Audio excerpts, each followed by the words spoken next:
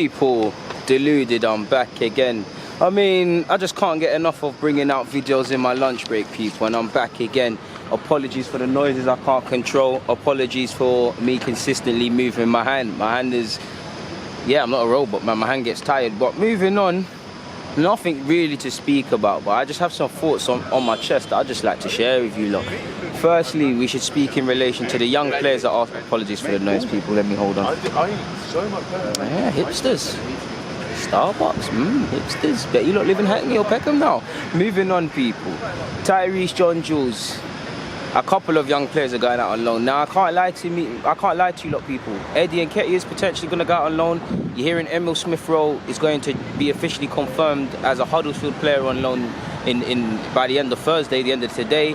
And obviously, by the time the video comes out, there'll be official confirmation, I'm sure, either on Lincoln City's website or Arsenal's website. But Tyrese, John-Jules, surely, Tyrese, John-Jules is going to Lincoln, and for me, I think he's going to have a productive spell. For me, there's enough reason for him to get intensified by. There's reports online that he's going to be given the number 9 shirt, which inclines he's going to play a lot. Apparently, Appleton rates him very highly and already considers him one of the best strikers within the league. This is what journalists and whatnot are saying. So that's all good for our young, largely inexperienced 18 turning 19 in February, people. It's lovely that he wants to go out, get experience, try and be consistent in the game and whatnot, playing against some strong individuals and also a much more competitive environment. Obviously, Arsenal are trying to get their season back on track, but Tyrese isn't part of the first team like that. Lincoln are 6 points off promotion. I'm sure they're trying to get promoted.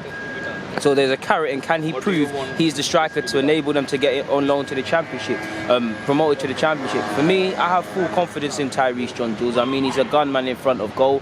Obviously, you see with a lot of young strikers, if they're not scoring, they're not really affecting the game. And obviously, Tyrese has to improve in all aspects. But I think he's a good striker because when he's not necessarily scoring, he has good games. He's good creative-wise. He can play with his back to the ball, his back to goal. Sorry. He can drop deep, and it's all about being consistent and showing that you can do this in the males game. And I've got full confidence in him. Hopefully, it's a success. I do feel a bit selfish because, admittedly, beyond just selfishness from me, really, I don't want Emil or Tyrese to go on loan. I know it's probably the right thing to play football, but you know me, I love academy players. Yeah, man, it almost feels like it just feels like I'm letting them go, man. It feel a bit teary in that, man. It's seeing the kids growing up and that, man. Like Eddie, I don't know what Eddie's gonna do. Apparently, you heard Bristol, we heard a number of clubs, so his situation will be sorted out. Very happy to see Tyrese go out on loan, and Emil needs to go and get games. In relation to Tyrese, Sam Greenwood doesn't necessarily have to be a striker, but he's been playing good for the 23s and 18s when given opportunity. You'd imagine that Sam Greenwood would get more of a chance in the first team, in the under-23 setup, because 2 of the top strikers at that level are going on loan. That could also open the door to Balogun in the same way that Tyrese, John-Jules has been on the bench in the league and in the cup. Obviously, 2 strikers have gone. Balogun seems to be the next in the line. That could open up more avenues to potentially train with the first team, be on the bench, and who knows, potentially make his debut. Or who knows, Balogun might push for a loan spell as well, because he's another one I think could benefit from a loan spell. He doesn't need to force it, but he could. I think Sam Greenwood's going to have a big end to the season, and him and Ben Crotwood, for me, they should be making their first team debuts in cup competition next year. I believe Ben Crotwood in Gem was very underrated, but hopefully Tyrese, John-Jules, Emil Smith-Rowe, Eddie when it's confirmed, Ben Shafe now that he's been confirmed to stay at Doncaster, and just anyone else on loan has a productive loan spell and comes back a better player or just develops himself. You know me, I'm going to try and watch and see what I can of Tyrese, John-Jules whenever I can. And I mean, listen, if you ever watch my videos, Tyrese, if you score your first goal for Lincoln has to be the knee slide like you do at academies level, well, I'm going to be very disappointed. But moving on from that, people, is it too early to judge Arteta? I believe it's too early to judge Arteta, people, but at the same time, Arteta, for me anyways, it's what I like about it is that, how can I put it, I do think it's way too early to judge the man, but just some clear belief, some insight, just a manager that I can believe in. I'm all for Arteta signing. To be fair with you, to be brutally honest, I'm all for Arteta's managerial. Apologies, people. I've just seen, yeah, that is how I know. Apologies, people, but that is how I know police pick and choose when they want to do things. Because some little skater girl, is running a zoo. They're walking past and laughing, people. I'm sorry to not be professional, but I have to. Like, you can't see her in the snitch, but she's in that corner. That's her madness.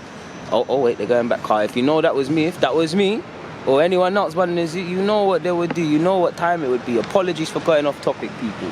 It's hard to stay in topic. But moving on, like I was saying about Arteta, I'm seeing a lot of, it's too early to judge him, it's this and that. Obviously, whether he's going to be a success at this club long term, deliver trophies, return trophies back to this club, and all of these sort of things is another thing.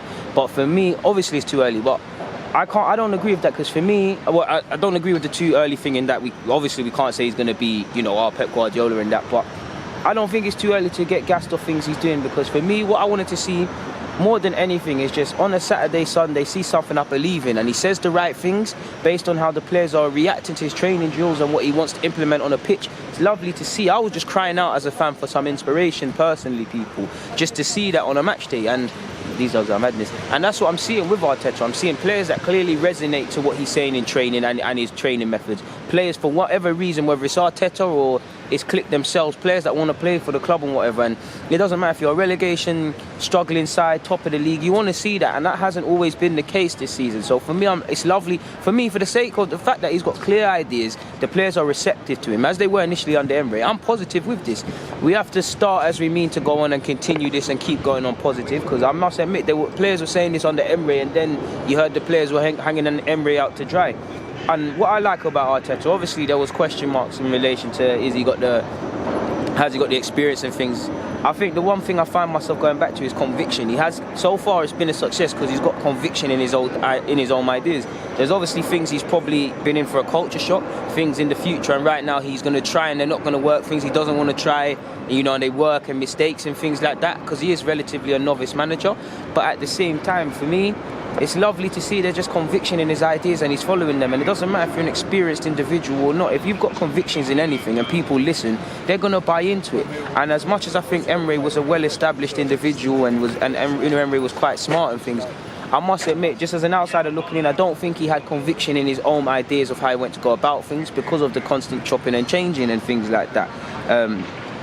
In short, like Arteta said when he first took over, I want people to take responsibility for their jobs, and I want people who deliver passion and energy for this football club.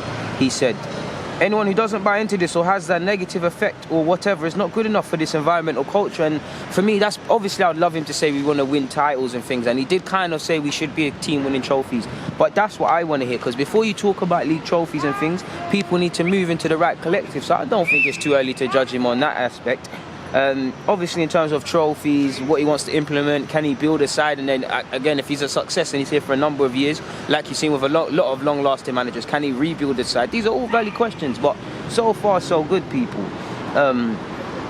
Like I said, Arteta will go through nervy moments where we'll question his lack of experience and ability to get us out of this, and see what happens, people. But moving on from that, people, like I said, conviction in his ideas, that's what I like to see. Sky Sports had a nice little segment on Arteta's impact at Arsenal so far, people. Before Arteta, the distance we covered was 108 kilometers. Under Arteta, it's at 112. Our sprints are up from 93 to 101. Let's give Emery a bit of credit, because he did try and get us being a bit more intensive, a bit more running, a bit more dynamic. And to be fair, whether Emery was a success or not, and the players didn't buy into his sessions, they're neither here nor there. But potentially his sort of methods could have set, I won't say an early blueprint, but got the wheels in motion, or made these players kind of open to seeing something else. But it's lovely to see more sprints. Ball recovery so far, and it's almost identical, but you need to remember, like, Arteta's been in charge for 2 games. Ball recovery was at 57% before Arteta took over from Emery. Before that, it's 57. Under Arteta now is 59. Interceptions is up to 13 from 8 with Arteta. 10 pass sequence is now 15, which it was 11. Build-up attacks are now 4-2. Our shots faced are down to 12 from 16. So again, I don't know how much of that is screwed by how many games Arteta's managed and how many Emery sort of managed and whatnot, but it's a good look, people. It really is a good look. I have seen finally, apparently PSG have received transfer offers from Manchester United and Arsenal for Cavani. I have seen some reports, apparently we've offered him a contract. Now, these dogs are moving mad. Now, if you don't know, Cavani is going to be a free agent within the next 6 months. Can't bewildering how PSG have let it get to that. Talk of going to Atletico Madrid, and I do believe it would be that. The only reason I can see sense in the logic with linking us to Cavani is obviously, regardless of what Aubameyang said, his future is still up in the air because of his contract. Lacazette the same, so it could be seen as one in, one out. But are we necessarily going to afford Cavani's wages? Again, off by heart, I don't know his wages, but I must admit he must be, first and foremost, he must be able to go to a team that's playing in the Champions League. Second of all, the PSG wages to the Arsenal wages, I think we can offer him competitive wages, but there must be other places he can go and whatnot, and other projects. Man United can't offer him Champions League football. In fact, they can't offer him a win in 2020. I've got to do it, United fans, but they've got the finances. We could probably put a very attractive offer to Cavani on the table, but I just don't think it's going to happen. And looking at the names, I saw this on Sky Sports, and I thought I'd just list the names, people. We've been linked with a lot of names this January, and the Metro linked us with Cavani and a lot of other people, so read of that what you will. We've been linked with Umtiti, we've been linked with Samore, we've been linked with Upamecano, we've been linked with Thomas Lemar, Ndidi, Mertens, Chris Smalling, James Rodriguez, Barco of Atlanta United, Rabiot obviously of Juventus, Max Aarons of Norwich, Di Maria of Juventus. We've been linked with quite a few players, people, and apparently you're hearing, I think Arteta's spoken again today in relation to transfer targets and said we're going to try and do something. And you've seen a lot of reports actually say that we're looking for a centre mid. Centre mid's box to box is the priority, but we're also looking at centre half. I believe centre half and central midfield should both be of equal priority because they're part of the spine. I know David Luiz and Socrates are playing quite well and we're turning it around, and I'm giving my hat, they can only play what's in front of them, and you have to give credit where it's due. But if we're honest, form is probably going to misguide a lot of people. If we're honest, neither are good enough long term, neither are anything close to being competent and consistent centre halves generally. I hope their form continues, but if we're honest, we need a centre half. We need a central midfielder anyways. You've seen what happens if Torreira isn't playing, it goes down the pot. And it's unhealthy. Torreira's a quality player, but it's unhealthy to rely on Torreira to the degree we are. Obviously, Arteta's coaching us a bit better defensively, and you're seeing Xhaka, but we will need a personnel because Torreira will need to be rested. He will have suspensions. He will go through loss of form. He will, sadly, personal issues and reasons for him not to start week in, week out. It's physically impossible for him. So that's all I wanted to say, but I'm going to get out of here before I lose my roll and whatnot. I think my lunch is actually over. So on that note, people, DG, stay blessed. I'm out.